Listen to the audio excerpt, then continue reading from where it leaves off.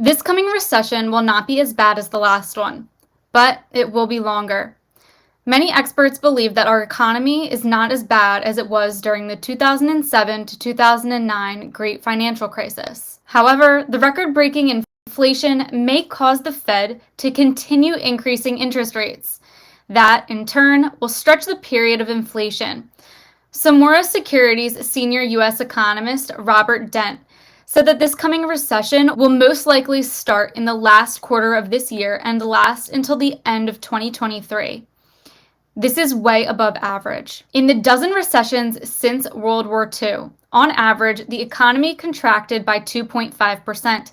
Unemployment rose about 3.8 percentage points, and corporate profits fell from 15%.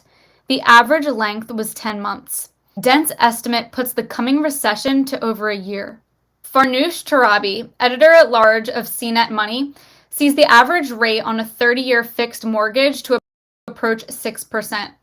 Yes, this will hold back new home buyers from purchasing new properties, might encourage migration to places where the cost of properties or rent is lower. In the longer run, it could distribute development more equally. Employment will also suffer.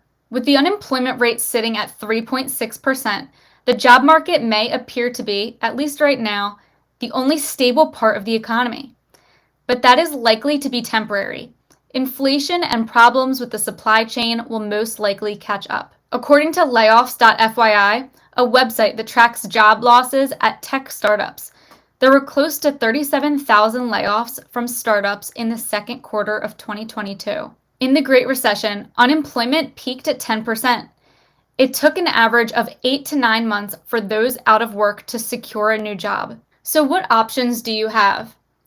Review your emergency fund and have enough to cover your expenses for 6 to 9 months worth of expenses. In the last recession, entrepreneurship actually increased. You will not have enough time to set up a new venture in time to beat inflation, but starting now is better than not starting at all. If you have extra funds, think about investing. It is always better to invest when the market is down. You will be able to maximize your gains. Downsizing may be a good option too. If your job allows you to work from home, finding a smaller apartment farther from the city, at least until things get better, will allow you to cut your expenses and save more. The depth and length of the recession will largely be determined by how persistent inflation proves to be and by how much pain the Fed is willing to inflict on the economy to bring it down to levels it deems acceptable. These things are totally out of our hands, but we can prepare for it now. Let me know if there are any other tips that you can share by leaving them in the comment section below. This is RiskFlex with Noble Gold Investments.